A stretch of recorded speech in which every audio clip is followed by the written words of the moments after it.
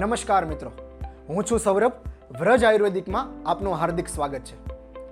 આજથી આપણે વિટામિન B12ની એક ઇનડેપ્થ સિરીઝ શરૂ કરવા જઈ રહ્યા છીએ કે જેનો હેતુ વિટામિન B12નું શરીરમાં શું મહત્વ છે તેને સરળ ભાષામાં સમજી શકો અને તેનો ઉપચાર કરી શકો.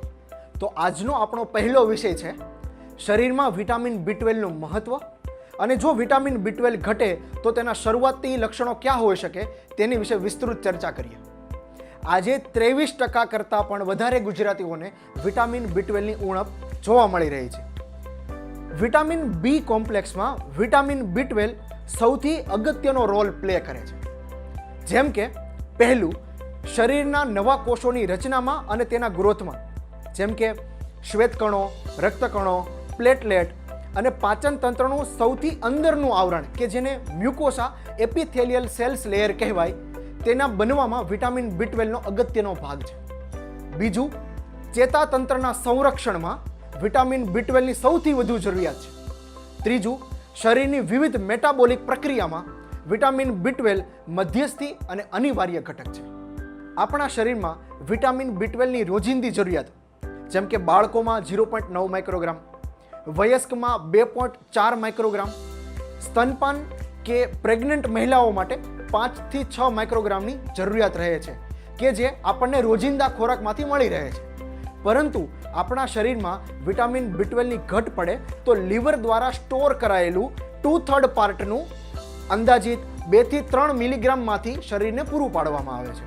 પરંતુ અન્ય વિવિધ કારણોસર જો શરીરમાં વિટામિન B12ની ઉણપ સર્જાય તો તેના અમુક ચોક્કસ લક્ષણો જોવા મળે છે, જે 3 વિભાગોમાં છે. તેને સંપૂર્ણ રીતે ધ્યાનથી સમજીને તેનો ઉપચાર કરી શકો. કે જેમાં પહેલું છે વિટામિન B12ના શરૂઆતી લક્ષણો.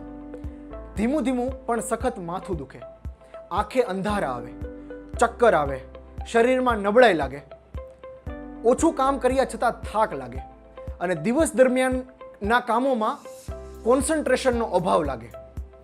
બીજું, કે જેને 5 થી 6 મહિનાથી વિટામિન B12 ઘટતું હોય પરંતુ તેમને ખ્યાલ ન હોય તેના લક્ષણો, જેવા કે વારંવાર મોંમાં ચાંદા પડવા, ગળામાં ખારાશ કે ગળું સૂકું રહેતું હોય એવું લાગે, ગેસ્ટ્રાઇટિસના પ્રોબ્લેમો જેવા કે પેટ ભારે લાગે, એસિડિટી, ગેસ, અપચો રહે કે નર્વસ ડાયરિયા કે જેમાં 3 થી 4 વખત ટોયલેટ જવું પડે.